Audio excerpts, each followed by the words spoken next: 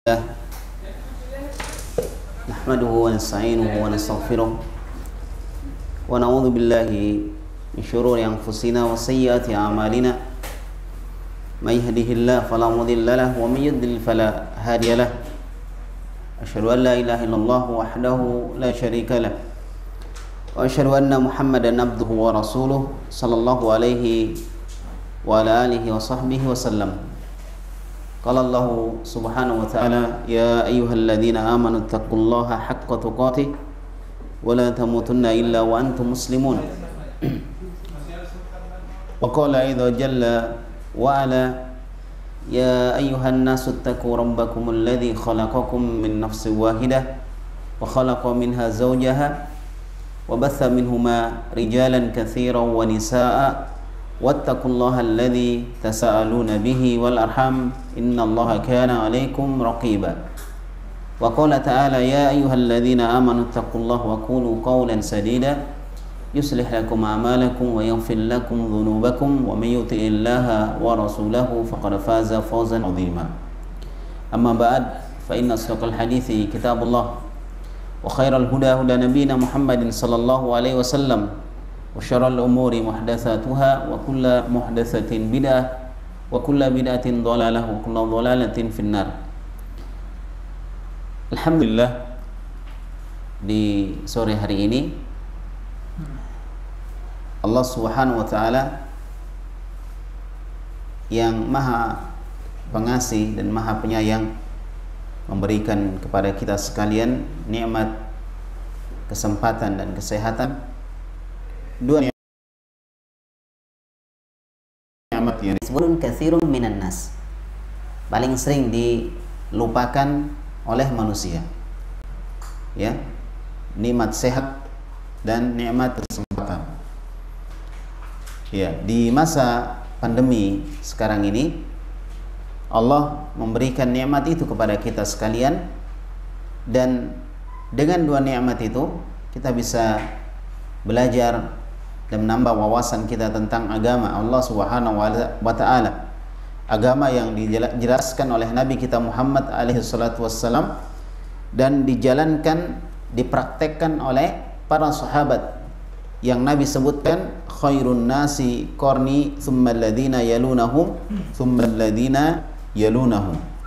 Sebaik-baik masa adalah pada masa saya, kemudian masa setelahnya lagi, kemudian masa setelahnya lagi.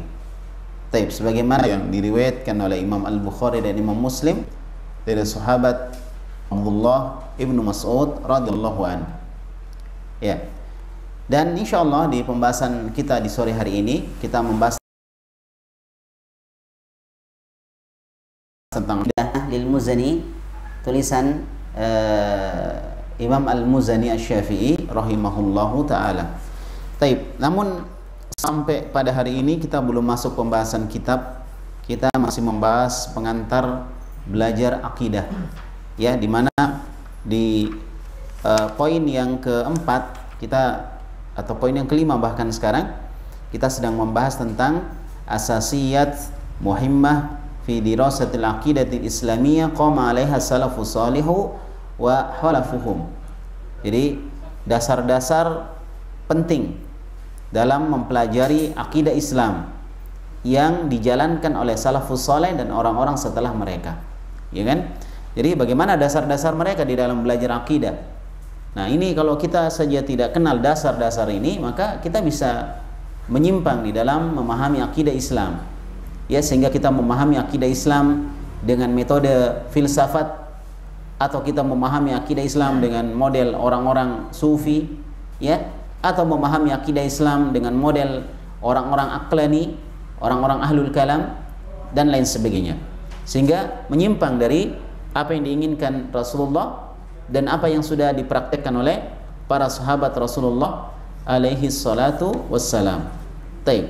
Di pembahasan terakhir kita sudah sebutkan beberapa hadis yang menyebutkan bagaimana salafus saleh, apa definisi salaf, apa definisi salaf, dan bagaimana mereka di dalam menjalankan agama, ya, dan siapa mereka kita sudah sebutkan sebagiannya. Taib, sekarang kita simpulkan dari apa yang disebutkan sebelumnya. Kata penulis di sini, wa ma'lumun anna ar-rasula kana 'alal Qur'an binassi kalamis sahih sallallahu alaihi wasallam fi haditsil Miqdam ibni Ma'di Karib. Jadi disebutkan perkara yang sudah dimaklumi bahwa Rasulullah SAW beliau berada di atas Al-Quran. Artinya apa yang beliau jalankan itulah Al-Quran. Dan itulah penjelasan Al-Quran. Kalau ingin tahu tentang penjelasan Al-Quran, maka lihatlah bagaimana Nabi mengamalkan Al-Quran. Dan ini Nabi sebutkan sendiri dalam hadis Miqdam bin Ma'di Karib dari Rasulullah SAW, di mana Rasulullah bersabda, ala inni utitul kitab atau utitul Quran wa mithlahu ma'ahu. Sesungguhnya aku ini diberikan Al-Quran dan semisal dengan Al-Quran, ya, bersama dengan Al-Quran, semisal dengan Al-Quran, bersama dengan Al-Quran. Yaitu apa? Hadis Nabi SAW. Hadis Nabi SAW mirip dengan wahyu Allah Subhanahu wa taala, atau disebutkan sebagai wahyu Allah Subhanahu wa taala yang diucapkan oleh Nabi kita Muhammad alaihi salatu wassalam. Oleh karena itu para ulama salaf dan orang-orang setelah mereka kadang menyebut Al-Quran dan Sunnah dengan Al-Wahyan atau Al-Wahyain, dua wahyu, ya, karena apa yang disampaikan Nabi alaihi salatu wassalam sama dengan Al-Quran dari sisi wajib untuk diikuti, ya, apa yang disampaikan Nabi wajib untuk diikuti, kecuali ada dalil yang menunjukkan hukumnya tidak wajib atau hukumnya sunnah. Taib. Kemudian di dalam sahih dari Aisyah radhiyallahu anha, ketika beliau ditanya ya tentang akhlaknya Rasulullah alaihi salatu wasallam, maka Aisyah mengatakan kana khuluqun Nabi sallallahu alaihi wasallam Al-Quran. Adalah akhlaknya Rasulullah itu Al-Quran. Sebagaimana diriwayatkan oleh Imam Muslim dan yang lainnya. Ya, jadi Al-Quran itu akhlaknya Rasulullah alaihi salatu wasallam. Kalau mau melihat bagaimana Al-Quran dipraktekkan, dijalankan, diamalkan, maka mari melihat sunnah sallallahu wassalam. Melihat praktek beliau di dalam menjalankan Al-Quran. Kemudian di dalam hadis Al-Irbad bin Sariyah, ya, dia mengatakan bahwa Nabi alaihi wasallam bersabda, "Usikum bitaqwallahi was-sam'i wat-tha'ah." Aku wasiatkan kepada kalian, kata Nabi, untuk bertakwa kepada Allah serta mendengar dan taat kepada pemimpin kalian. Jadi Nabi SAW menyebutkan atau memberikan wasiat, aku wasiatkan kepada kalian untuk bertakwa kepada Allah, mendengar dan taat kepada pemimpin kalian, wa in abadan habasyian, walaupun dia seorang budak dari Habasyah, dari Ethiopia.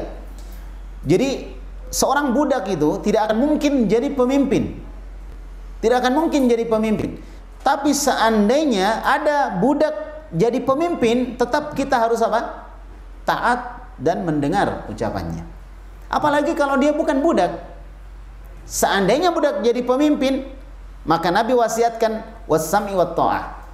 Dengarkan dan taati. Walaupun dia seorang budak Habasyah. Walaupun dia seorang budak dari Habasyah, dari Ethiopia. Fa innahu may ya'ish minkum ba'di fasayara ikhtilafan katsira. Karena sesungguhnya siapa di antara kalian yang dipanjangkan umurnya setelahku, sungguh dia akan melihat perselisihan yang banyak di kalangan umatku. Jadi Nabi sudah sebutkan akan terjadi perselisihan yang banyak. Di zaman Nabi SAW para sahabat tidak berselisih. Ya, atau mungkin perselisihannya langsung bisa selesai karena ada Nabi SAW. Ya kan? Maka Nabi sebutkan akan kamu lihat setelahku nanti perselisihan itu. Jelas ini? Nah, ini menunjukkan bahwa ketika seorang semua merujuk kepada Nabi akan bersatu. Nah, maka ketika Nabi meninggal, ada sebagian merujuk kepada Nabi, ada yang tidak, maka terjadilah apa? Perselisihan. Terjadilah perpecahan. Maka ini yang Nabi sebutkan, fasayara ikhtilafan katsira, kalian akan melihat perselisihan yang sangat banyak. Maka apa nasihat Nabi ketika ada perselisihan? Fa'alaikum bisunnati. Hendaklah kalian berpegang teguh dengan sunnahku. Itu jalan keluar.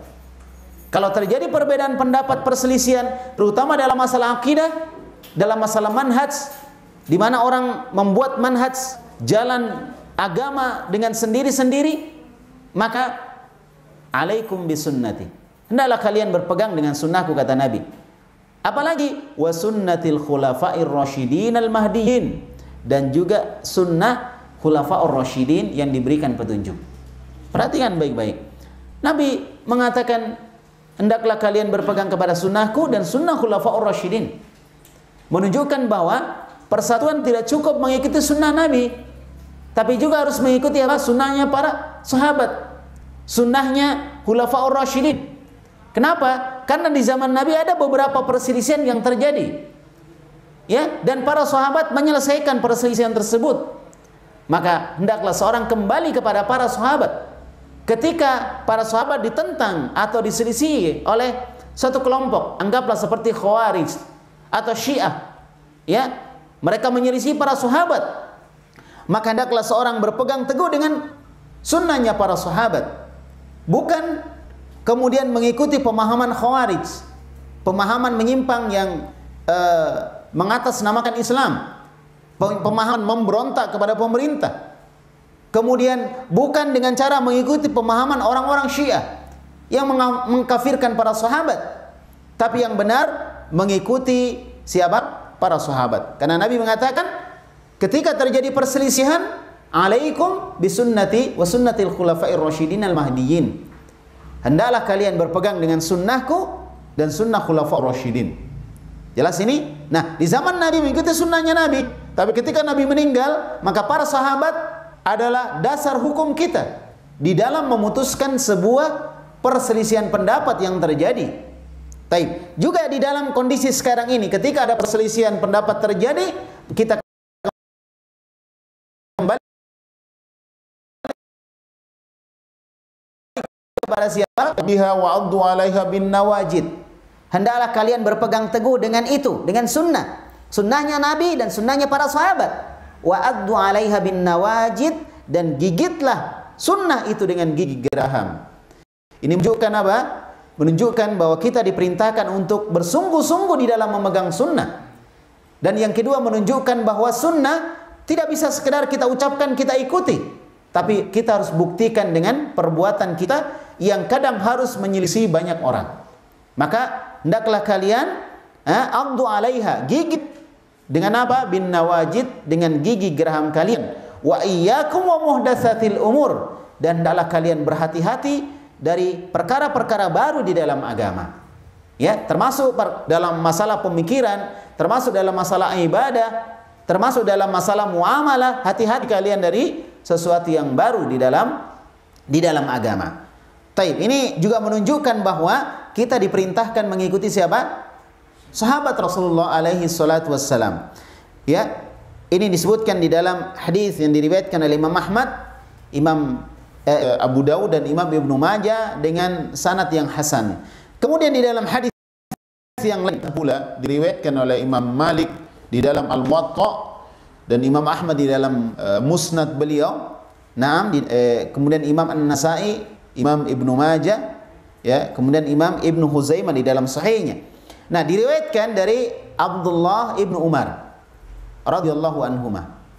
Abdullah Ibnu Umar radhiyallahu anhuma, beliau mengatakan, "Inna Allah ba'atsa ilaina Muhammadan sallallahu alaihi wasallam." Sesungguhnya Allah mengutus kepada kita Muhammad sallallahu alaihi wasallam. Jadi yang diutus oleh Allah kepada kita siapa? Muhammad sallallahu alaihi wasallam. Dialah utusan Allah. Ya, wala na'lamu syai'a, dan kita tidak mengetahui sesuatu apapun. Jadi Rasulullah diutus oleh Allah kepada para sahabat, dan dalam kondisi sahabat itu nggak tahu sama sekali apapun, nggak tahu apapun. Ya, fa innama naf'alu kama ra'ayna Muhammadan sallallahu alaihi wasallam yaf'alu. Perhatikan baik-baik, masyaallah. Kata Abdullah bin Umar, Allah mengutus Muhammad kepada kami, dan kami ini tidak tahu apa-apa. Kami hanyalah mengamalkan atau melakukan sebagaimana yang kami lihat Muhammad melakukannya. Perhatikan bagaimana para sahabat konsistennya mereka mengamalkan apa yang diamalkan Nabi sallallahu alaihi wasallam. Jadi saya ulang ya. Jadi innallaha ba'atsa ilaina Muhammadan sallallahu alaihi wasallam. Sesungguhnya Allah mengutus kepada kami Muhammad. Sebagai apa? Sebagai rasul, sebagai panutan, sebagai ikutan, sebagai pembawa risalah. Wala na'lamu syai'a. Kami tidak tahu apa-apa. Sahabat tidak tahu apa-apa. Apa yang dilakukan sahabat apa? Innama na'malu kama ra'ayna Muhammadan sallallahu alaihi wasallam yaf'alu. Kami hanyalah melakukan sesuatu yang kami lihat Muhammad sallallahu alaihi wasallam melakukan itu. Demikianlah harusnya seorang muslim mengamalkan apa yang diamalkan Nabi alaihi salatu wasallam, menyampaikan apa yang disampaikan Nabi sallallahu alaihi wasallam, dan semua ada dalam hadis. Sisa kita belajar, paham, hafal, amalkan. Jika ada pendapat seseorang bertentangan dengan sunnah, sunnah yang kita dahulukan. Jika ada pendapat seseorang bertentangan dengan hadis, hadis yang kita dahulukan. Mudah insyaallah. Anggaplah kita seperti sahabat yang tidak tahu apa-apa. Bukan sisi tingkatan keimanan, jelas kita kalah. Anggaplah kita tidak tahu apa-apa, ya kan? Kemudian kita belajar sunnah, kemudian kita tahu, maka kita beramal sebagaimana sunnah diamalkan oleh siapa? Oleh Nabi dan para sahabat Nabi Muhammad sallallahu alaihi wasallam, dan diamalkan oleh para tabi'in dan atba'ut tabi'in. Fahadha huwa al-mizan inda at-tafarruqi wasyiqaq. Inilah timbangan, kata penulisnya di sini, inilah timbangan ketika terjadi perpecahan dan perbedaan pendapat. Timbangannya ini, kalau mau adil ikut sahabat, kalau mau benar ikut sahabat. Inilah timbangannya. Faman imtathala wanqada kana mansuban ila salaf ahli sunnah wal jamaah. Siapa yang mengamalkan itu, mengamalkan, kita kalau baca kita tahu, oh gini sahabat mengikuti Quran, begini sahabat, kita ikuti aja jalurnya. Siapa yang mengikuti sebagaimana para sahabat mengikuti itu, taat dia kepada sunnah, maka dia layak untuk menyandarkan dirinya kepada salaf. Wajar dia dan pantas dia mengatakan saya salafi, ahli sunnah wal jamaah. Pantas. Kenapa? Karena dia mengikuti, menjalankan metode yang dijalankan oleh para sahabat Nabi di dalam menjalankan sunnah. Di dalam menjalankan sunnah. Wa man khalafa kana muhditsan mubtadi'an. Siapa yang menyelisihinya, menyelisih sunnah, maka dia muhditsan, membuat perkara baru dalam agama. Mubtadi'an, dia pelaku bid'ah. Ya. Inda ahli sunnati wal jamaah, menurut ahli sunnah wal jamaah. Jelas? Jadi sekarang kita tahu siapa sebenarnya ahli sunnah. Karena hari ini terlalu banyak orang yang ngaku ahli sunnah. Sampai orang yang mencela sahabat juga ngaku ahli sunnah. Orang-orang yang tidak ada semangatnya mengikuti sunnah ngaku ahli sunnah. Semua ngaku ahli sunnah wal jamaah. Ya, sampai sebagian orang yang tidak ada perhatian kepada sunnah para sahabat juga ngaku ahlu sunnah. Sampai ada sebagian orang yang juga lebih mengutamakan pikirannya, lebih mengutamakan akalnya daripada sunnah, juga mengaku ahlu sunnah. Ya kan? Mengaku ahlu sunnah. Kullun yaddai waslan bilaila wa laila tukiru an dzaka. Semua orang mengaku punya hubungan dengan Laila, tapi Laila mengingkarinya. Ya, itu dalam syair ya. Artinya apa? Semua orang ngaku punya hubungan dengan sunnah, tapi sunnah mengingkarinya. Makanya nanti di hari kiamat, ketika ada sebagian orang yang dipanggil Nabi, ummati, ummati, ini umatku, umatku, dipanggil ke telaga untuk minum air telaganya Rasulullah, kemudian disampaikan kepada Nabi, ya Muhammad, kamu tidak tahu apa yang dibikin setelah kamu meninggal. Ya, dia membuat perkara baru dalam agama. Maka Nabi mengatakan, suhkon, suhkon, pergi jauh sana, pergi jauh. Diusir Nabi SAW. Padahal sebelumnya dipanggil umat di sini, umatku sini, kamu minum ini. Ya, tapi setelah itu diceritakan begitu, diusir. Karena ini bentuk pengkhianatan kepada siapa? Kepada Nabi SAW. Kita ngaku Islam, tidak mengikuti Islamnya Rasulullah SAW. Bikin Islam sendiri, bikin model sendiri, ya kan? Dengan mengatakan bahwa Islam dulu sudah tidak cocok lagi dengan kondisi zaman. Bikin Al-Quran dengan pemahaman sendiri. Ya kan? Dipahami sendiri Al-Quran dengan pemikiran sendiri, padahal dia tidak layak untuk merubah-rubah pemahaman tafsir dari Al-Quran karena ilmunya tidak cukup ya untuk melakukan itu. Tinggal dia mengikuti bagaimana penafsiran para ulama terdahulu. Nah, sekarang kita lihat. Kita sekarang masuk asas-asas, dasar-dasar yang digunakan oleh salafus saleh di dalam memahami akidah. Apa dasar mereka? Yang pertama, dasar pertama al-asasul ula atau al-asasul awal, dasar pertama alladzi yakumu alaihi manhajus salafis saleh, yang tegak di atasnya manhaj salafus saleh. Dasarnya apa yang pertama? Ceritanya gini. Ada dasar ini menjadi pijakan salafus saleh di dalam bermanhaj, di dalam menjalankan agama. Pijakan mereka. Apa pijakan mereka? Satu, tahkimu al-kitabi was sunnati sahihati fi kulli qadiyatin min qadayil aqidati wa ghairiha wa i'tisamu biha. Jadi yang pertama, berhukum dengan Al-Quran dan Sunnah yang sahih. Ini dasar mereka beragama. Jadi mereka beragama menjalankan Quran dan Sunnah yang sahih. Pada perkara apa? Fi kulli qadiyatin min qadayatil aqidah. Pada setiap perkara dalam perkara-perkara akidahnya. Wal i'tisamu biha, serta berpegang teguh dengannya, dengan hal tersebut yang didasarkan dari Al-Quran dan Sunnah. Itu yang pertama. Kalau kita sudah tidak ada semangat untuk mengikuti Al-Quran dan Sunnah, gimana akidah kita bisa lurus? Dan itu kelihatan. Orang punya semangat di dalam mengikuti Al-Quran dan Sunnah, itu kelihatan. Ya, pembelaannya, belajarnya, itu kelihatan. Bagaimana belajarnya dia terhadap Al-Quran dan Sunnah, bagaimana pembelaannya, bagaimana istiqomahnya dia dengan apa yang ditafsirkan oleh para sahabat. Tidak bikin sesuatu yang baru, tidak membuat pendapat-pendapat baru yang tidak ada dasar dari para ulama terdahulu. Sebagaimana kata Imam Ahmad, iyyakum an tatakallama fil mas'alah wa laysa laka biha imam. Hati-hati kalian, kata Imam Ahmad, berbicara sesuatu tentang masalah agama dan kamu tidak punya imam pendahulu. Inilah manhaj konsep Ahlussunnah wal Jamaah. Setiap ucapan mereka ada imam pendahulunya. Dari kalangan siapa? Dari kalangan orang-orang yang sudah diakui semangatnya di dalam menjalankan Al-Quran dan Sunnah.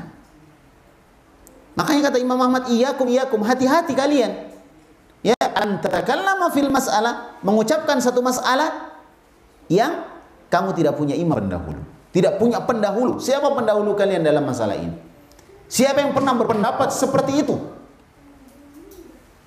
Anggaplah seperti sebagian orang mengatakan jilbab tidak wajib. Pertanyaan kita adalah, siapa yang pernah berpendapat seperti itu dari kalangan Ahlussunnah wal Jamaah? Nggak ada. Ya, dia katakan dia ahli tafsir, kemudian mengatakan bahwa seenaknya saja mengatakan jilbab nggak wajib, ya kan? Kemudian ketika ditanya, siapa pendahulu anda yang mengatakan seperti itu dari kalangan salaf, dari kalangan pendahulu? Kalau nggak ada, maka pendapat anda tidak bisa diterima.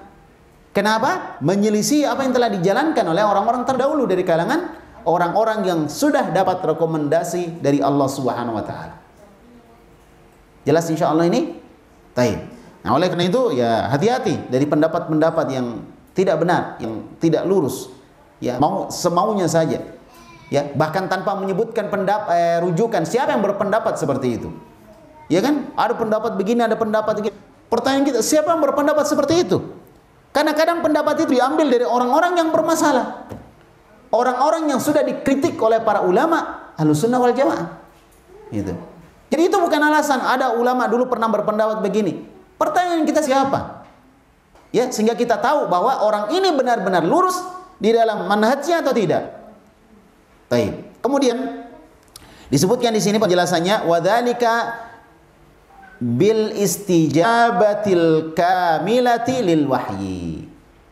Bagaimana cara kita agar kita berhukum dengan Al-Quran dan Sunnah? Itu dilakukan dengan cara menyambut secara sempurna. Apa ya?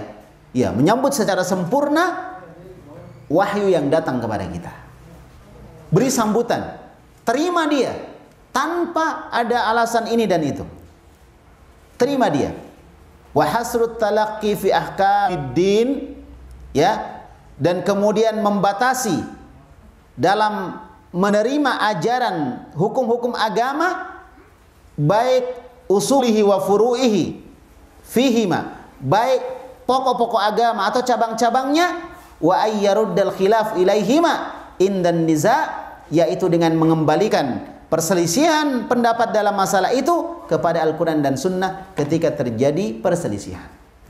Itu berarti orang serius mengikuti Al-Quran dan Sunnah. Ada perbedaan pendapat, lihat, kamu pendapatmu gini ya, dasarmu apa? Ini Al-Quran gini-gini. Kamu pendapatmu ini, apa dasarmu? Ini Al-Quran. Oke, semua ada Al-Qurannya. Sekarang lihat bagaimana penjelasan sahabat. Oh, penjelasan sahabat lebih cenderung kepada pendapat si A, si B nggak ada, dia tafsiran sendiri, sama-sama Quran. Maka kita ambil yang mana? Yang A, karena dia ada penjelasan para sahabat tentang hal tersebut. Itu berarti orang serius betul mau ikut Al-Quran dan Sunnah. Ya, atau penjelasan Sunnah menjelaskan itu. Penjelasan Sunnah menjelaskan ini ayatnya ini, dalilnya ini, ayatnya ini, dalilnya ini. Ada nggak penjelasan Sunnah tentang ini? Ada. Oke, kita terima. Ini ada nggak? Nggak ada. Tolak.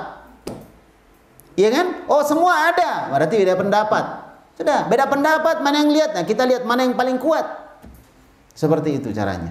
Ini berarti orang-orang yang benar-benar serius di dalam apa? Mengikuti Al-Quran dan Sunnah. Ada beda pendapat, lihat. Ada dalilnya enggak? Oh, ini ada dalilnya, ini enggak ada. Oh, yang ada dalilnya ambil, terima. Yang enggak ada, tinggalkan. Itu berarti orang serius mengikuti Al-Quran dan Sunnah. Wa alla yuda wala tu'arada, dan tidak menolak, tidak juga mempertentangkan bi syai'in minat ta'wil. Ya, dengan takwil, dipertentangkan dengan takwil-takwilnya. Tidak mempertentangkan ayat-ayat ini bertentangan ini tidak. Bukan begitu sifat Ahlussunnah wal Jamaah. Oh, ini bertentangan ayat ini dengan ayat ini, tidak. Mereka menerima, mencocokkan ayat-ayat tersebut. Ya kan? Mereka tidak menolak ayat-ayat yang ada, tidak menolak hadis Nabi Muhammad SAW, dan juga tidak mempertentangkan antara ayat dengan hadis. Oh, itu kan hadis, gitu kan? Ini ayat. Tidak dipertentangkan, karena dalam Al-Quran, Sunnah itu tidak ada pertentangan. Kadang terjadi pertentangan karena keterbatasan ilmu kita. Makanya tanya kepada ulama, fas'alu ahla dzikri in kuntum la ta'lamun. Tanyalah kepada ulama kalau kalian tidak tahu. Antara hadis dan Quran itu enggak pernah tentangan. Kita sudah sebutkan tadi ya. Bagaimana Aisyah ketika ditanya bagaimana akhlaknya Rasulullah? Apa jawaban Aisyah? Khuluqu al-Quran, akhlaknya Rasul Al-Quran. Berarti apa yang dijalankan Nabi itulah praktik Al-Quran. Sehingga apa yang kita simpulkan, tidak mungkin ada kontradiktif, pertentangan, tidak mungkin. Terjadinya pertentangan antara Al-Quran dan Sunnah, pertama, karena ketidakpahaman kita tentang makna Quran atau makna Sunnah. Itu yang pertama. Terjadilah pertentangan karena kita tidak paham, so tahu kan? Nah, ini ayatnya gini maksudnya, padahal nggak begitu maksudnya. Hadis ini maksudnya begini, padahal nggak begitu. Terjadilah apa? Pertentangan. Kalau kita lurus saja di dalam menafsirkan ayat sebagaimana ditafsirkan oleh para pendahulu kita di dalam memahami hadis sebagaimana dipahami oleh para sahabat, insya Allah nggak ada pertentangan. Oleh karena itu jangan mempertentangkan. Biasanya dipertentangkan dengan apa? Dengan takwil. Ini ayat bertentangan dengan ini, takwil gini, ditakwil. Ya kan? Udah, pahami lurus. Allah berfirman Ar-Rahman 'alal arsy istawa. Allah ada di atas arsy beristiwa. Sudah, pahami begitu, selesai. Ya kan? Allah dikatakan yadullah, tangan Allah. Ya sudah, pahami tangan Allah. Selesai, lurus. Jangan ditakwil. Yang kemudian bertentangan dengan lainnya. Ya kan, dengan ayat-ayat yang lainnya, atau dipertentangan dengan kias. Kias itu apa? Analogi. Kias itu analogi, dipertentangan dengan analogi. Semua kembali kepada akal.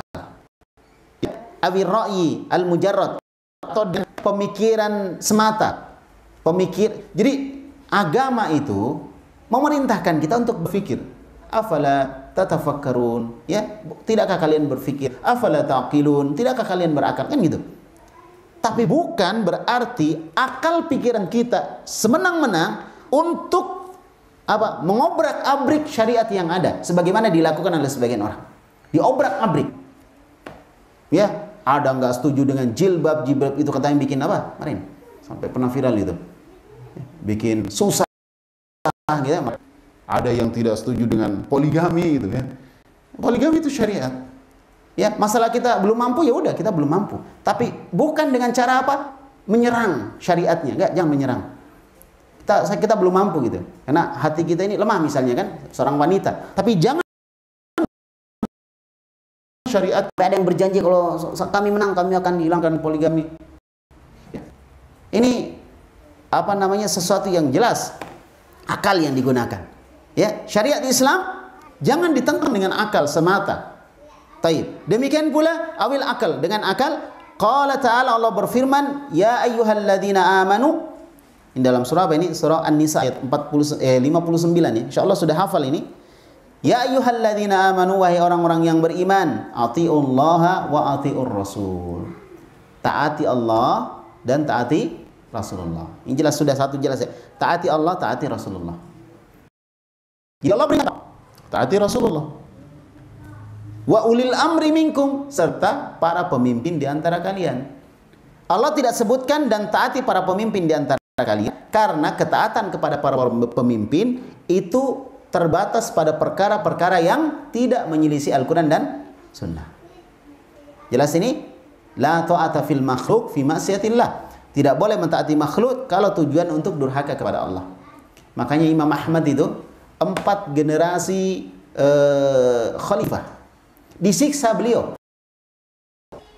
oleh pemerintah saat itu. Kamu harus meyakini, mengatakan bahwa Al-Quran itu makhluk. Tapi Imam Ahmad gak mau. Tapi dia disiksa.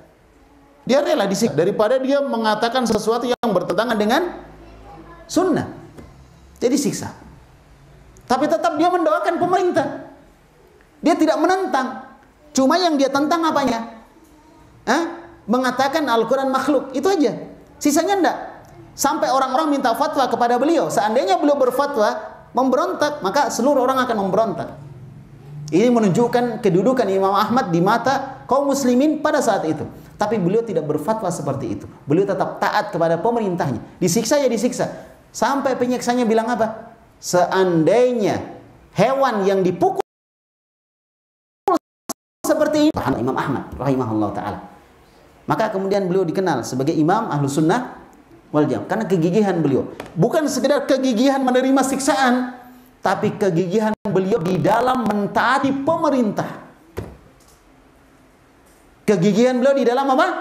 Mentaati pemerintah, walaupun harus disiksa. Kemudian kegigihan beliau di dalam mempertahankan kebenaran. Coba, dia tidak kemudian mencela pemerintah, enggak. Padahal beliau disiksa. Beliau cuma apa? Menolak untuk mengatakan Al-Quran itu makhluk. Coba pahami baik-baik ini sih. Bagaimana para ulama kita terdahulu seperti itu. Ya. Nah, jadi di sini disebutkan taati Allah, taati Rasulnya, dan para pemimpin di antara kalian. Nah, kemudian disebutkan fa in tanaza'tum fi syai'in farudduhu ilallahi war rasul.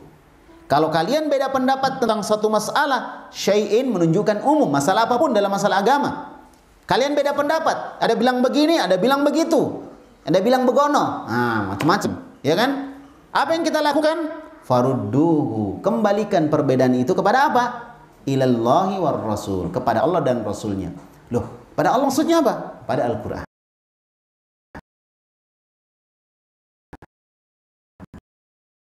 Pada hadis. Nah, kemudian Allah sebutkan in kuntum tu'minuna billahi wal yaumil akhir. Kalau kalian benar kepada Allah dan hari akhir. Dan ciri orang beriman itu mengembalikan semua masalah mereka dalam masalah agama kepada Al-Quran dan Sunnah. Dzalika khairun, dzalika khairu wa ahsanu ta'wila. Itu lebih bagus wa ahsanu ta'wila, dan akibatnya pun lebih bagus. Nah, demikianlah ahlu sunnah wal jamaah. Mudah sebenarnya. Cuma ya itu orang bikin macam-macam sih, jadi ribet, jadi masalahnya susah. Padahal udah lihat sunnah amalkan, lihat hadis amalkan, selesai. Bagaimana para sahabat mengamalkan? Kalau misalnya kita nggak tahu, baca. Itu selesai sudah. Jangan lebih bikin yang baru. Nanti insya Allah akan kita lihat bagaimana ucapan para sahabat, ucapan ulama kita untuk berpegang kepada sunnah. Insya Allah nanti. Ya. Kemudian hadza amrun min Allah azza wa jalla bi anna kulla syai'in tanaza'a an-nasu fihi min usulid din wa furu'ihi ay yarudda tanazu'a fi dzalika ila al-kitab wa sunnati bis-su'al fi hayatihi. Ya. Atau bin nazar fi sunnatihi ba'da wafatihi sallallahu alaihi wasallam. Disebutkan di sini itu adalah perintah Allah. Perintah dari Allah. Perintah dari Allah. Agar segala perkara yang manusia berselisih, ya, baik dalam pokok-pokok agama atau dalam cabang-cabang agama, untuk mengembalikan perselisihan itu kepada Al-Quran dan Sunnah. Gimana caranya?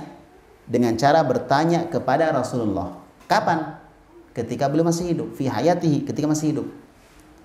Terus kalau sudah meninggal, bin nadhari fi sunnati, dengan cara melihat sunnah Rasulullah, ya, ketika beliau sudah meninggal.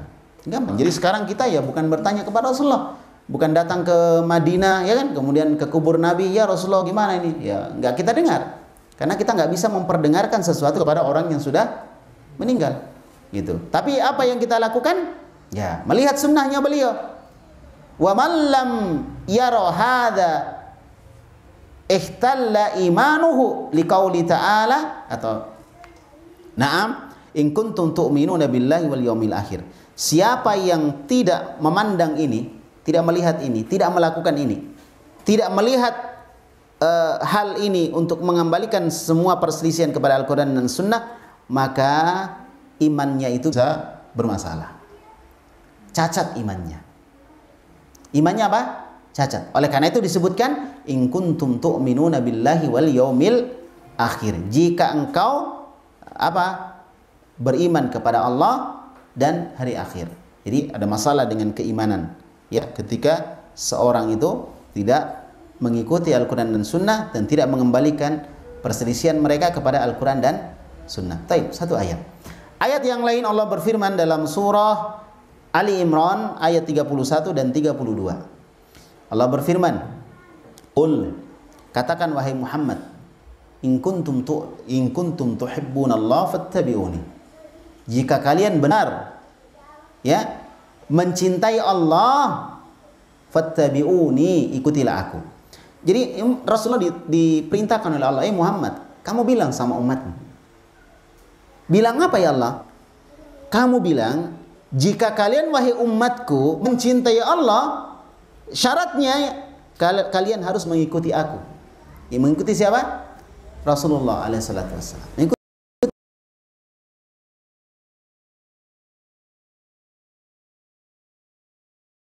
Yuhibbukumullah, maka Allah akan mencintai kalian. Ternyata cinta kepada Allah dibuktikan dengan apa? Taat kepada Rasulullah. Maka jangan ngaku cinta kepada Allah kalau tidak taat kepada Rasulullah. Apa andalannya? Ini kan hadis, ini kan bisa salah, ini kan begini. Itu alasannya. Padahal sudah jelas-jelas hadisnya sahih. Misalnya. Ya, itu syaratnya. Nah, kemudian selain kita bisa membuktikan cinta kita kepada Allah, cinta kita dibalas dengan Allah, oleh Allah. Yuhibbukumullah. Allah akan mencintai kalian. Allah. Kebaikan yang ketiga, wa yaghfir lakum dzunubakum, dan akan mengampuni dosa-dosa kalian. Ya, Masya Allah, enak kita ikut sunnah, diampuni dosa kita. Ya, diampuni dosa kita. Pada saat itu juga diampuni dosa kita. Cuma ikut sunnah, ikut Nabi. Nah, wallahu ghafurur rahim. Kedua dari surah Ali Imran ini disebutkan, Qul ati'ullaha war rasul. Katakan wahai Muhammad, umatku, kamu ikut kepada Allah, taati Allah, dan itu berapa ayat kita diperintah, diingatkan kita, karena di zaman fitnah, terutama di zaman ini, poin-poin atau perkara-perkara yang bisa menarik kita, mengeluarkan kita dari sunnah itu banyak sekali. Banyak sekali. Apalagi kalau itu diucapkan oleh orang yang misalnya lulusan S3 misalnya, lulus ekspor dan seterusnya, dibilang ahli agama, dikatakan belajar di luar negeri dan seterusnya kan. Wah, ini hebat ini. Padahal pendapatnya Masya Allah luar biasa bahayanya. Ya, ternyata dididik oleh orang-orang orientalis, orang-orang yang bukan orang Islam, yang mendidik Islam mereka di Islamic Studies di beberapa university yang ada di luar negeri kayak di Amerika dan lain sebagainya. Masya Allah, datang kemudian membawa pemikiran baru gitu. Ya, ini bahaya. Oleh karena itu ikuti Rasulullah, ikuti Allah. Qul ati Allah war Rasul. Muhammad, katakan kepada umatmu, taati Allah, taati Rasul. Itu sudah pegangan kita itu, taati Allah, taati Rasul. Itu poin terpenting dalam kita beragama. Fa in tawallau, jika kalian berpaling, nah ini kan, ayo taat Allah, taat Rasul. Jika kalian berpaling, fa innallaha la yuhibbul kafirin, maka Allah tidak suka dengan orang-orang kafir. Perhatikan, jika kalian berpaling, Allah tidak suka dengan orang kafir. Loh, kenapa tiba-tiba ceritanya orang kafir? Ya, kenapa tiba-tiba ceritanya orang kafir? Padahal sebelumnya disebutkan tentang apa? Suruh taat kepada Allah, taat kepada Rasul. Ya kan? Dan diperintahkan kita hati-hati untuk berpaling. Jangan berpaling. Kalau kamu berpaling, tidaknya bahwa orang yang berpaling dari Al-Quran dan Sunnah ini menunjukkan kekufuran. Menunjukkan apa?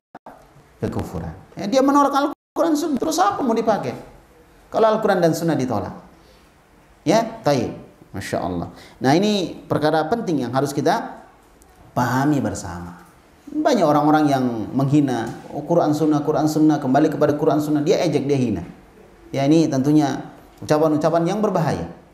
Ya, dan jangan pedulikan ucapan seperti itu. Hendaklah kita sebagai muslim benar-benar pegangan kita kepada Al-Quran dan Sunnah Nabi Muhammad sallallahu alaihi wasallam. Sampai ada sebagian orang yang ditokohkan juga mengatakan bahwa kita tidak akan mungkin bisa mengikuti Al-Quran dan Sunnah. Mana? Terus apa mau diikuti? Coba. Nah, ini ngawur ceritanya. Kayak orang baru bangun tidur cerita gitu. Nggak jelas. Terus apa mau diikuti? Coba. Cuma memang mengikuti Al-Quran dan Sunnah ada hal-hal di situ yang kadang perlu penjelasan. Nah, ini baru kita kembali kepada siapa? Para ulama, yang ulama itu menjelaskan Al-Quran dan Sunnah sebagaimana para sahabat Rasulullah alaihi salatu wassalam gitu. Tapi ada Al-Quran dan Sunnah yang langsung bisa dipahami.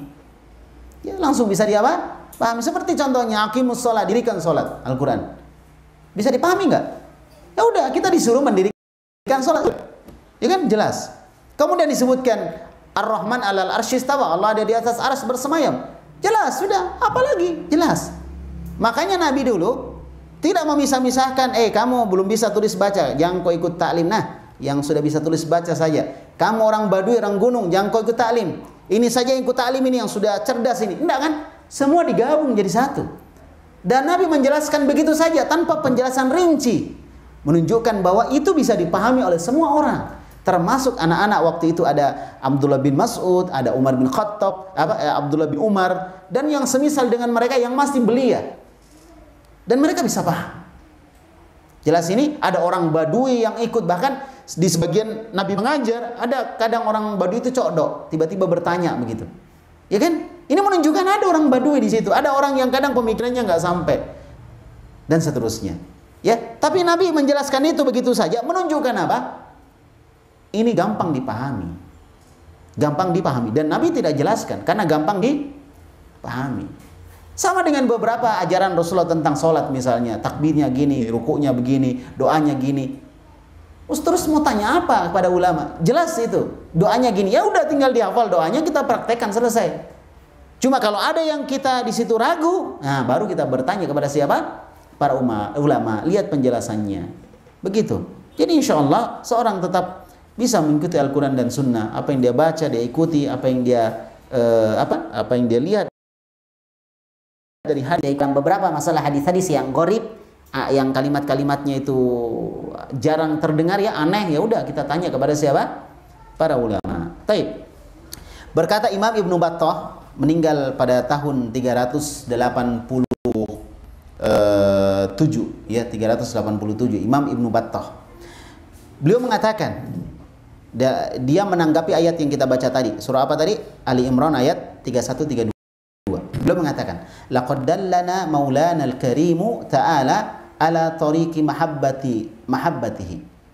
Sungguh maula kita, wali kita, Allah Subhanahu wa taala Al-Karim, menunjukkan kepada kita jalan agar dicintai oleh Allah.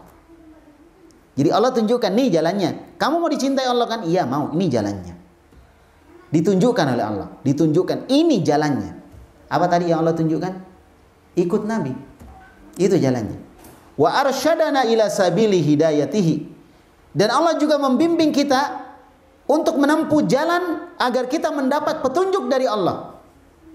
Bi aqsadil madzahib, dengan madhab yang paling menuju kepada sasaran.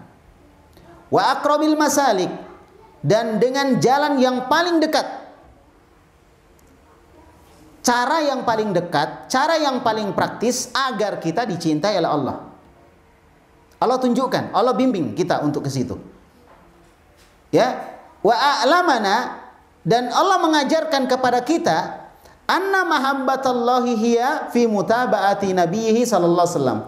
Allah mengajarkan kepada kita bahwa mencintai Allah caranya dengan cara mengikuti nabinya sallallahu alaihi wasallam.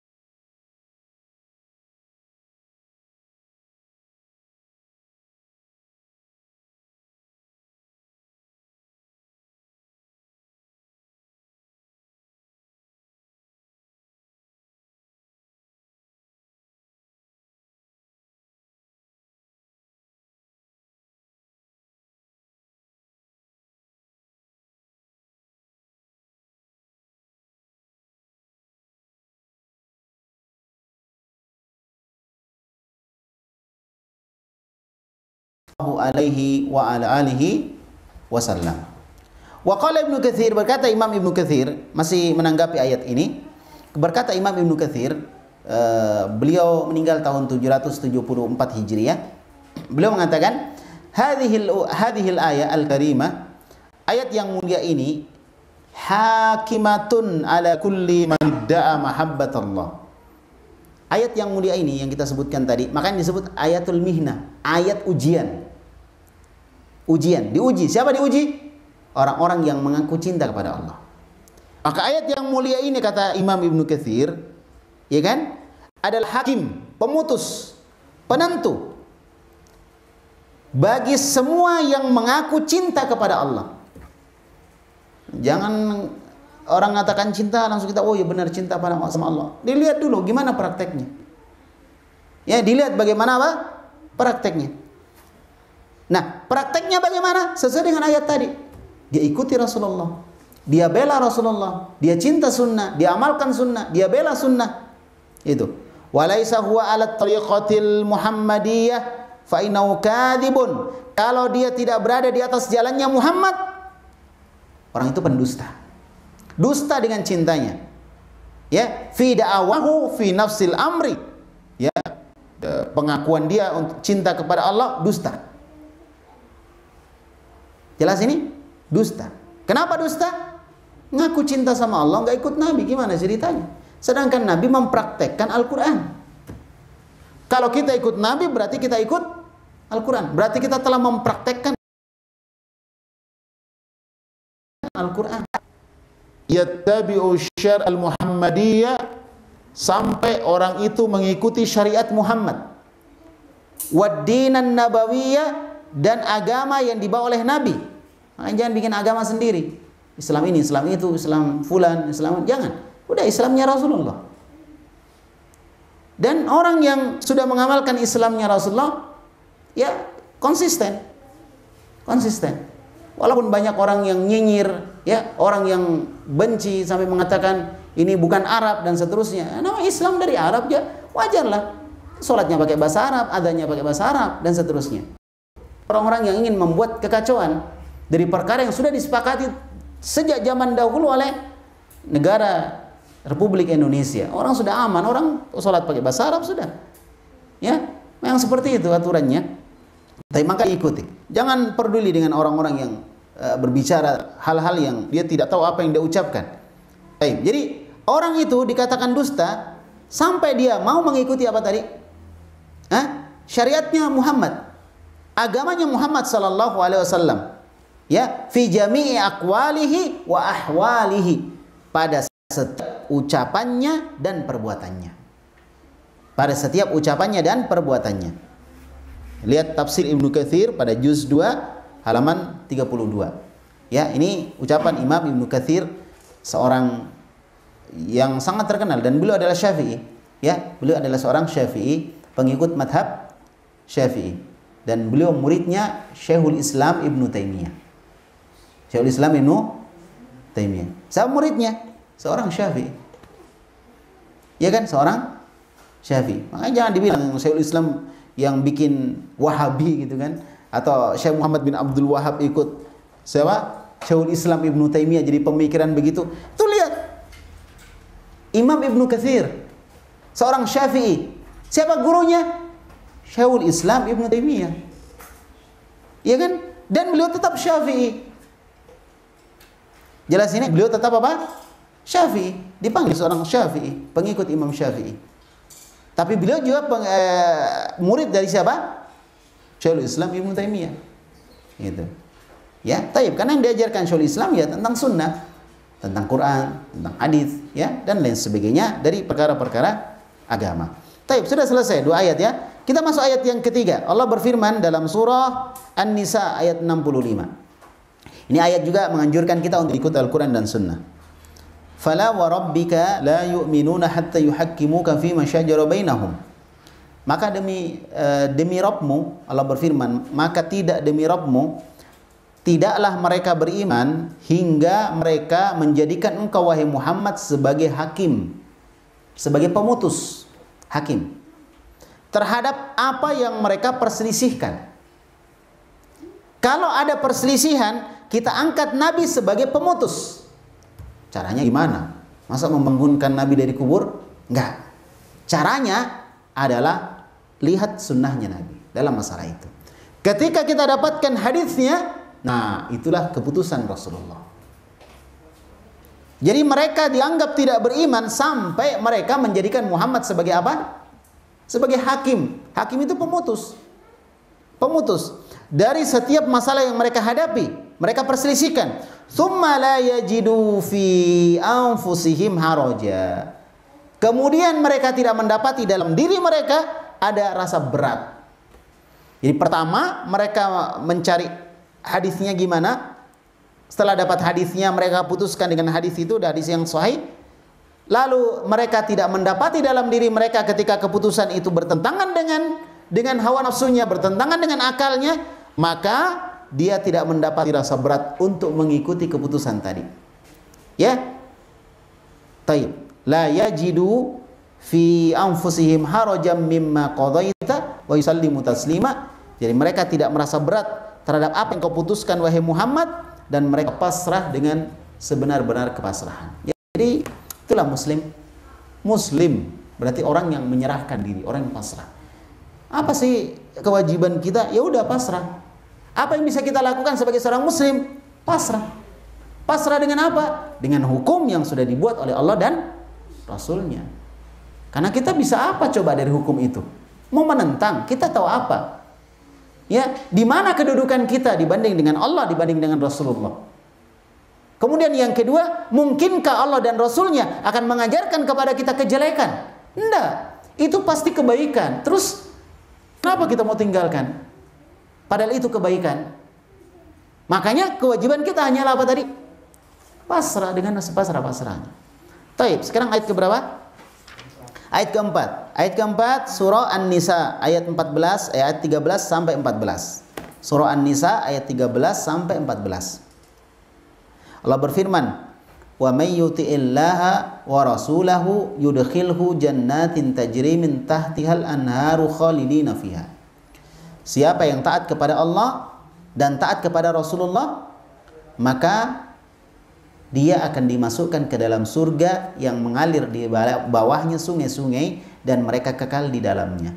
Wa dzalikal fawzul azim, dan itulah kemenangan yang besar. Ini saja satu ayat kita bilang sama orang, kenapa kamu tidak misalnya melakukan ini dan itu? Bilang aja Nabi tidak lakukan. Loh, kenapa kamu tidak lakukan? Jawabannya Nabi tidak lakukan. Kenapa bisa begitu? Ini ayatnya. Saya ingin masuk surga. Sederhana kan? Saya ingin masuk surga. Allah sebutkan siapa yang taat kepada Allah dan Rasulnya, Allah akan masukkan ke dalam surga dan kekal di dalamnya. Selesai. Ayatnya mana? Ini ayatnya. Jadi enak kalau kita hafal ayat. Satu aja, satu, dua ayat cukup. Kalau tadi, kalau saya ingin dicintai oleh Allah, Allah berfirman, ya, kalau ingin dicintai oleh Allah, ikut Rasulullah. Nabi tidak lakukan, saya tidak lakukan. Dan saya akan lakukan kalau ada orang bisa bilang itu. Enak kan? Itulah. Maka saya konsisten dengan itu. Kemudian tidak ada dasar yang kita langgar, terutama di negara kita, negara Republik Indonesia. Tidak ada dasar kita langgar. Ya, hukum yang ada di negara ini memperbolehkan setiap muslim untuk menjalankan ajaran agama. Terus masalahnya di mana? Coba. Tapi masih banyak orang yang mempermasalahkan ketika ada orang yang mengikuti sunnah. Maka semoga Allah memberikan kepada kita kesabaran untuk ikut sunnah, menjalani sunnah, mempelajari sunnah, ya, hidup dengan sunnah, dan mengamalkan sunnah Rasulullah dalam semua sendi-sendi kehidupan kita. Dan itu sudah diatur, Masya Allah. Ini tadi, siapa taat kepada Allah, taat kepada Rasul, dimasukkan ke dalam surga. Siapa nggak mau dimasukkan ke dalam surga? Dan Allah janji, tidak mungkin salah. Ini pasti benar ini. Ini janji Allah. Allah berjanji akan dimasukkan ke dalam surga. Siapa? Yang taat kepada Allah, taat kepada Rasul. Pertanyaannya, mungkin kalau dusta? Tidak mungkin. Sehingga ini pasti benar. Ini kebenaran. Al-haqqu min rabbikum. Kebenaran datang dari Rabb kalian. Ini kebenaran. Masya Allah. Dimasukkan ke dalam surga. Yang lebih mengembirakan lagi disebutkan, khalidina fiha. Dia kekal di dalamnya. Setelah kekal, Allah sebutkan, kekekalan dia di dalam surga tadi adalah al-fawzul azim. Kemenangan yang besar. Ini kemenangan yang besar. Orang yang dapat kemenangan besar bukan orang yang untung besar dari dagangannya misalnya, dari perkara-perkara dunia. Orang yang dapat kemenangan yang besar bukan orang yang paling kuat sehingga dia bisa mengalahkan orang banyak.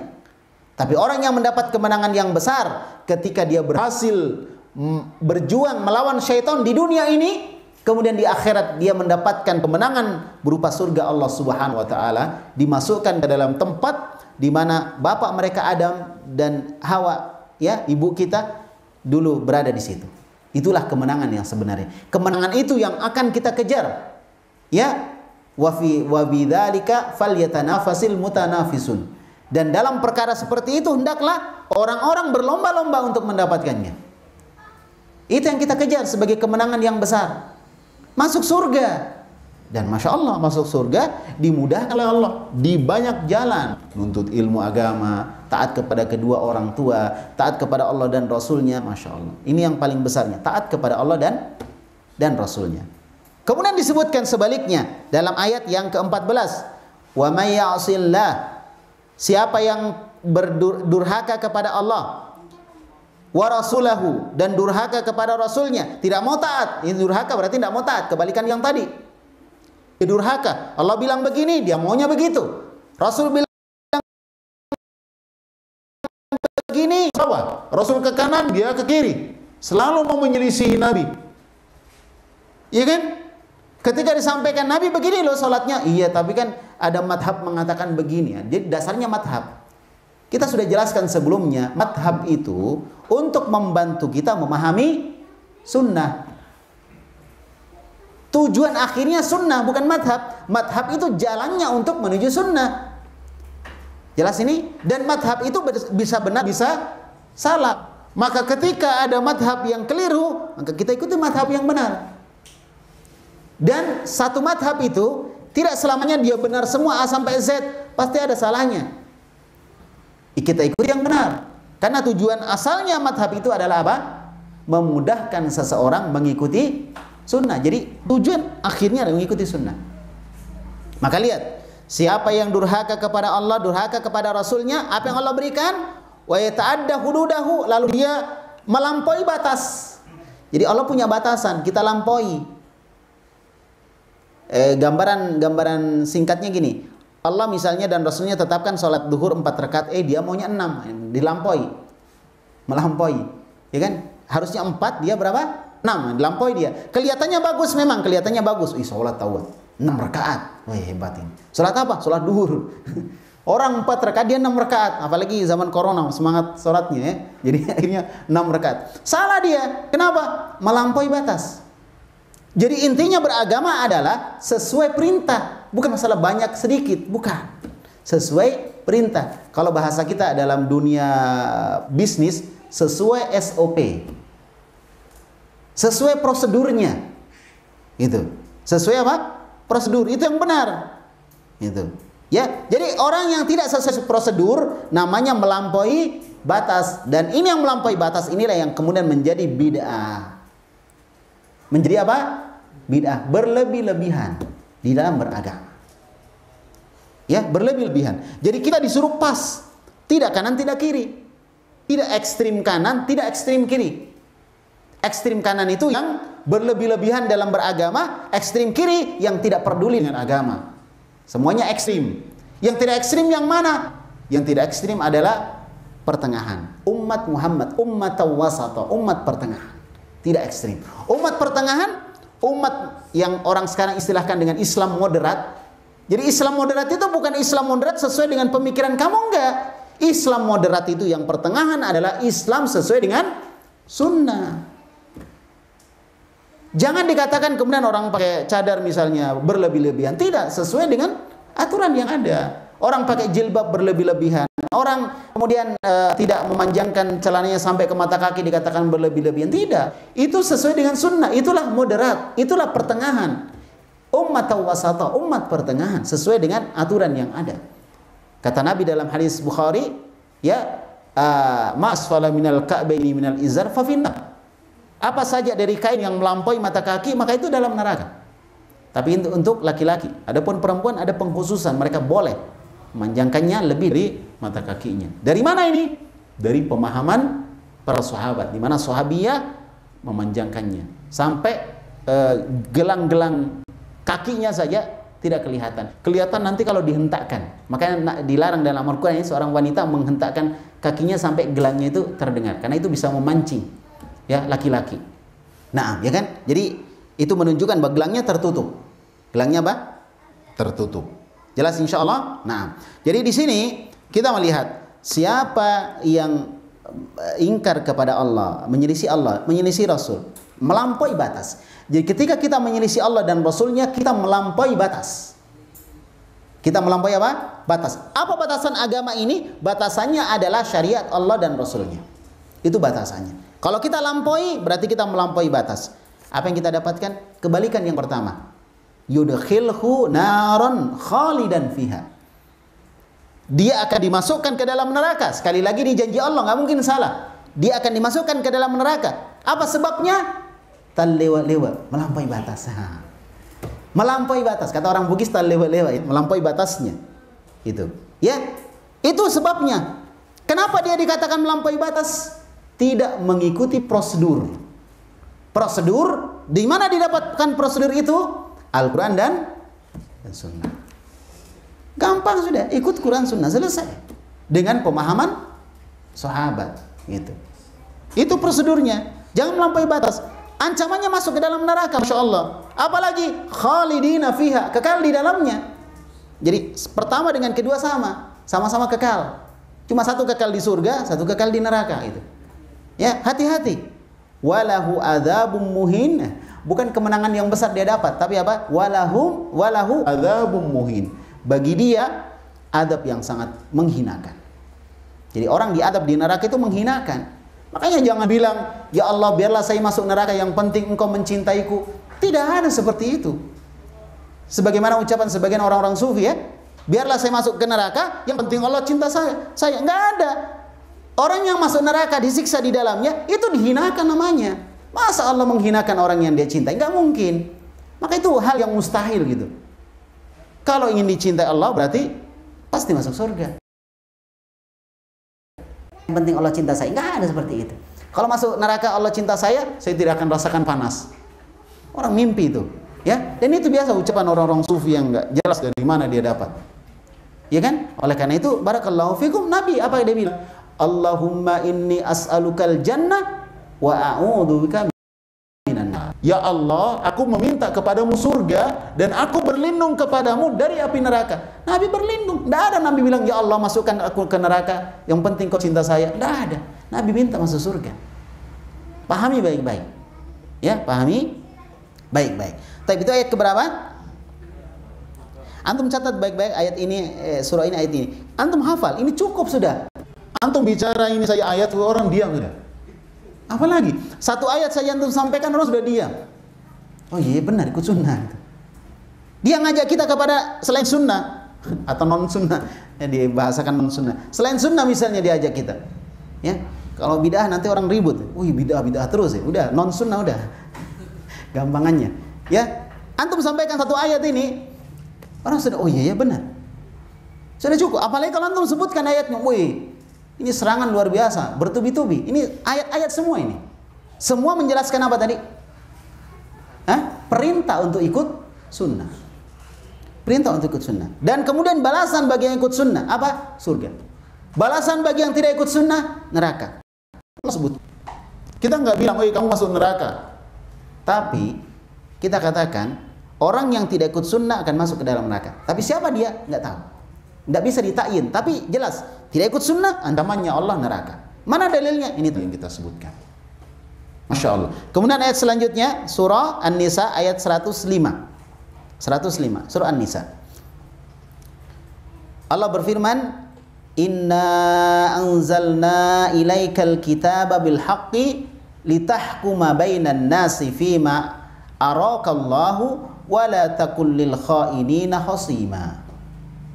Sesungguhnya kami menurunkan kepada engkau wahai Muhammad Alkitab, Al-Quran, bil haqqi dengan benar. Jadi Al-Quran itu benar. Sudah berapa orang dari orang-orang yang benci kepada Islam ingin mengobrak-abrik Al-Quran? Tidak bisa. Dipertentangkan ayat ini dengan ayat itu, tidak bisa. Ya, tidak bisa. Oh ini ada di sini, inna nahnu nazzalna dzikra, sesungguhnya kami menurunkan Al-Quran. Kami berarti kan banyak gitu. Ya kan? Padahal kalimat kami belum tentu menunjukkan banyak. Kadang menunjukkan apa? Penghormatan. Satu orang tapi penghormatan. Nah itu banyak di bahasa-bahasa seperti itu. Jadi nggak bisa Al-Quran mau diobrak-abrik, nggak bisa. Allah yang jaga. Nah, jadi Allah yang turunkan Alkitab dengan apa? Bil haqqi, dengan benar. Untuk apa itu Al-Quran? Litahkuma bainan nasi, agar engkau Muhammad menghukumi manusia bima arakallah, terhadap apa yang Allah ajarkan kepada kamu. Jadi menghukumi manusia, hukumi manusia dengan Al-Quran. Selesaikan masalah manusia dengan Al-Quran. Jadi apa yang Nabi lakukan dari sunnahnya itu adalah penerapan dari apa? Al-Quran. Ya. Wala takun lil khainina khasima, dan janganlah kamu menjadi pelindung bagi orang-orang yang berkhianat. Mengkhianati Al-Quran, menjauhi Al-Quran. Jangan jadi pelindung. Makanya tadi kisahkan orang yang datang ke telaga Nabi diusir. Nabi nggak mau melindungi orang seperti itu. Kesalahannya apa tadi? Dia melakukan sesuatu yang Nabi tidak ajarkan. Dan itu bahaya. membuat sunnah baru dalam agama yang Nabi tidak ajarkan, bisa diikuti oleh orang di belakang kita. Terutama kalau dia adalah misalnya seorang tokoh. Bahaya. Diikuti oleh orang yang di belakangnya. Maka jadi tokoh itu harus hati-hati. Apalagi kalau jadi ruko, lebih hati-hati lagi ya. Jadi tokoh saja harus hati-hati kita jadi tokoh, ya. Apalagi kalau jadi ruko. Jadi itulah, kita harus jaga. Kita membawa dakwah kemana-mana. Apalagi kalau dikenal, oh dia ngaji di mana? Ngaji Ahlussunnah dia. Kita harus jaga betul akhlak kita. Di mana-mana. Ya, bukan cuma di taklim kita, di tempat manapun kita berada, kita jaga hati. Saya bawa dakwah ini. Kalau ada apa-apa, dakwah kita kena. Ya. Makanya kita jaga pandangan, kita jaga hati dan seterusnya laku agar supaya dakwah kita ini tidak tercoreng. Dan ini tanggung jawab besar nanti di hadapan Allah Subhanahu wa taala. Karena luar biasa orang yang ikut kajian Ahlussunnah, dakwah Ahlussunnah ini luar biasa, tantangannya sangat besar sekali. Ya makanya hendaklah seorang berhati-hati. Apalagi kalau yang di motornya ada logo-logo lembaga-lembaga dakwah, hati-hati. Iya, lembaga dakwahnya bisa kena. Ya, ngebut-ngebutan salib-salib, oh masya Allah, biar pesawat dia salib juga dia lambung. Ya, luar biasa ini. Nah, ini siapa ini? Lihat, oh, tahu di belakangnya ada lembaga dakwah, kena kita. Ya kan? Naik mobil misalnya, masya Allah, buang sampah di jalan, di belakang tertulis besar, woi, lembaga dakwah ini. Wah, ini pengikutnya ini memang begitu diajari sama gurunya, mati. Kita tidak ada yang kita lakukan, kita kena. Itu memang gurunya, sama dengan gurunya. Ya, guru kencing berdiri, murid kencing berlari. Luar biasa, gurunya kena. Jadi hati-hati. Jadi adanya logo-logo lembaga-lembaga dakwah di helm kita, di motor kita, di mobil kita. Dari satu sisi masya Allah luar biasa, tapi di sisi lain hati-hati. Ya, kena semua kita seluruh dunia. Iya kan? Itu siapa syekhnya itu? Syekhnya kena juga. Padahal syekhnya nggak bikin apa-apa. Ya, hati-hati. Jadi tetap kita jaga. Ya, masya Allah.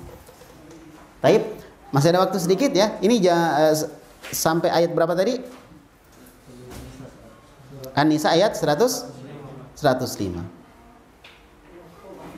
Baik, sekarang surah An-Nisa, surah Al-Maidah ayat 92.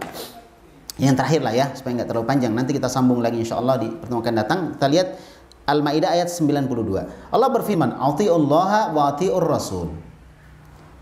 Taati Allah dan taati Rasul. Kembali lagi, taat Allah, taat Rasul. Ya, wahdharu, hati-hati kalian. Ini warning dari Allah.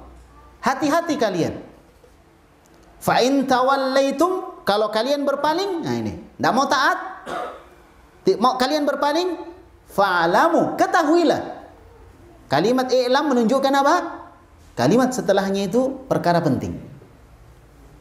Fa'alamu, ketahuilah, annama ala rasulinal balagul mubin, bahwa Rasul kami sudah menyampaikan dengan penjelasan yang jelas. Artinya taati Allah, taati Rasul, jangan berpaling. Nabi sudah jelaskan dengan penjelasan yang sempurna, yang sangat jelas sekali. Jangan berpaling. Tidak ada alasan. Nabi itu syahidan alaina, dia adalah syahid, saksi bagi kita nanti. Bahwa Nabi sudah sampaikan semuanya, tidak ada yang Nabi tidak sampaikan. Semua perkara Nabi sampaikan. Cuma tadi memang kemalasan kita untuk belajar menyebabkan kita banyak hal yang kita tidak tahu. Semua sudah disampaikan oleh Nabi kita Muhammad SAW. Jadi paling tidak satu hari baca satu hadis, baca dua hadis, baca tiga hadis gitu. Terus dipahami, oh gini maksudnya. Ya kalau perlu dicatat gitu. Ya dipahami. Di rumah insya Allah ada kesempatan sedikit baca. Jangan pernah berhenti untuk membaca walaupun satu hari. Ya kan? Baca Quran juga. Sambil baca Quran dia terjemahannya kalau perlu. Oh ini artinya gini. Gitu. Jangan dibiarkan dibaca saja nggak tahu apa maksudnya. Kemudian usahakan tiap hari pegang buku. Jangan nunggu taklim. Pas musim pandemi tidak ada taklim, tidak ada kajian, ya udah nggak taklim sama sekali. 1 tahun nggak taklim. Setelah itu jadi futur, mundur teratur. Nggak tahu hilang kemana dia, hilang dari peredaran, ya, hilang dari dunia persilatan. Mana dia? Ya, karena itu tadi nggak istiqomah. Jadi maksud saya, kalau di rumah pegang buku, baca buku. Bacalah buku, selesaikan buku yang tipis, jangan langsung yang tebal, itu bikin malas kalau yang tebal. Tipis dulu yang kecil-kecil, bisa selesai, baca lagi yang lain, bisa selesai. Ya, yang mau nikah, baca buku tentang pernikahan, yang kecil-kecil dulu, yang buku saku itu dibaca, Masya Allah. Menikah, mau punya anak misalnya, baca buku tentang bagaimana mendidik anak, gimana Ini kenapa ada yang tersenyum di luar itu ya? Kayaknya dia yang tersinggung ya.